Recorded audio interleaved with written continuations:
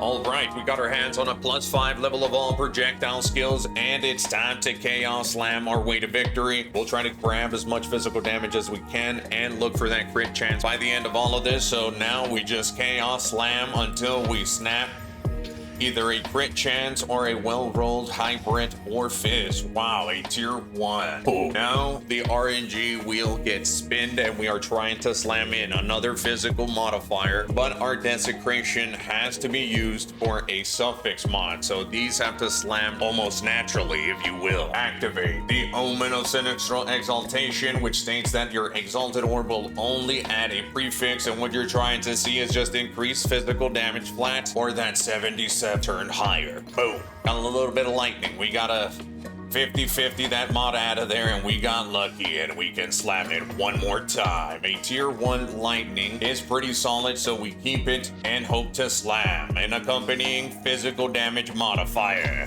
which we did. We have a tier 4 fizz damage with a tier 1 lightning. I like where this is at. Now we're gonna seek our suffixes, and this is where it can start to get a little bit expensive. We are going to try to RNG exalt slam either a crit or a surpassing onto this bow and desecrate the other. So with that, we need to get a couple of Omen of Lights because it's gonna get a little bit pricey. We will be starting with 10 Omen of Lights, which will essentially give us 10 tries to slam in something viable. Oh, we can also grab attack speed. I almost forgot. We can grab attack speed in the middle of all that. You can choose to use ancient jawbones, but we like to just use our regular preserved jawbones. Wait, what am I doing? I actually messed up because I could have just slammed an exalted orb in order to grab something useful. However, we can always slam right after. Hooah! Gains life for enemy. Now, that is atrocious. That is more or less a 25 divine mistake, and it is fine.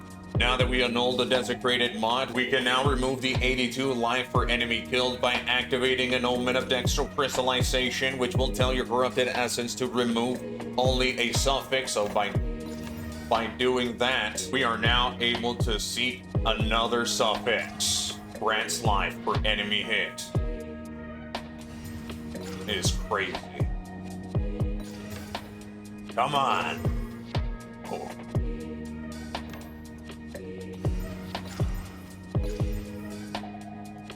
Slap.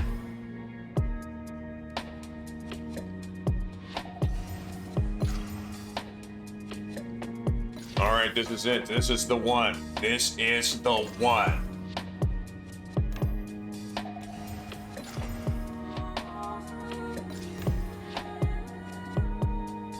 Come on, Hibanashi.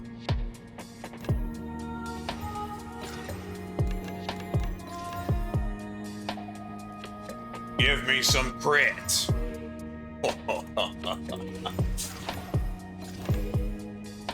Crit chance.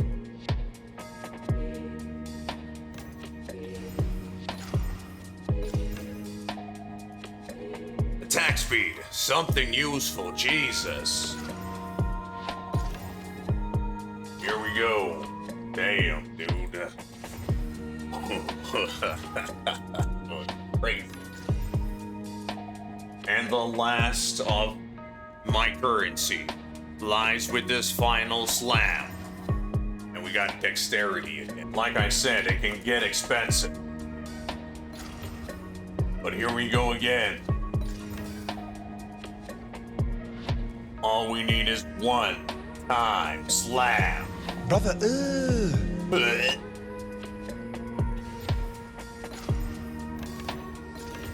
These are not real exalted. These are not real perfect exalted orbs.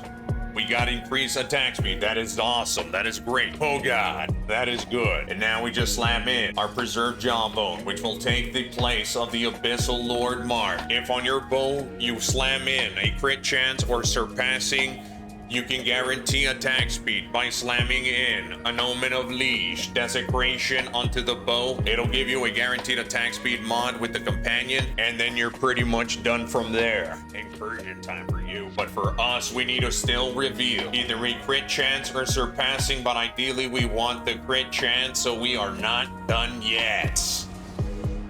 Reroll. Omen of Light that one off and desecrate it yet again and hope to get critical strike chance before you completely go broke. And there we go, we got 4.19 critical hit chance. The bow is pretty much done. However, you want to make sure you check the value of the modifiers in your bow. You want everything to be on the higher end of the modifier value. So we are going to divine it until we get something a little bit better. I brought it over to the Temple of the Divine Dreamer Diztoh. Oh, wow. So we're gonna grab a few divine orbs, and like I said, we want everything on the higher end. So let's grab a divine orb and divine our bow. We want everything else to more or less remain the same, but we want lightning to be somewhere between 220 to 230. So slam it, slam it, slam it, slam it, slam it. Everything rolled pretty well except our crit chance, and we would be really misusing it if we did not roll a high crit chance. So here we go, slam it, slam it, slam it. And there it is, the Onslaught Mark Obliterator Bow, crafted from a +5 to level of all projectile skills. Quick little price check. Boom, wow, let's remove the lightning damage.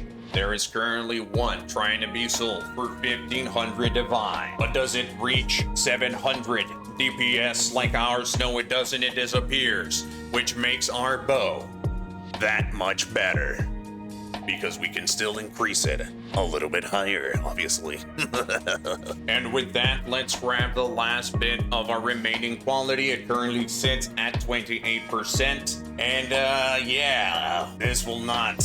And it corrupted. It corrupted at 29%. And there it is, the final form of the Onslaught Mark Obliterator Bow, crafted by Diztoh, the dreaded dragon dystopian of the druid Dan. And now, let's check the competition for this Onslaught Mark Obliterator Bow with the Exile Exchange PC only application, which I have an install guide in my homepage if you guys want to siphon through the videos. +5 to level of all projectiles, critical hit chance, a little bit of attack speed, and when you search, you can see that a similar bow is trying to be sold at 2 mirrors and another one at 3200 divine. However, if we remove the elemental damage but retain the total DPS at 700, we can see that the competition range increases, and we still have a few trying to be sold for a mirror. So did we just craft a mirror bow? I don't know, that felt a little bit too easy.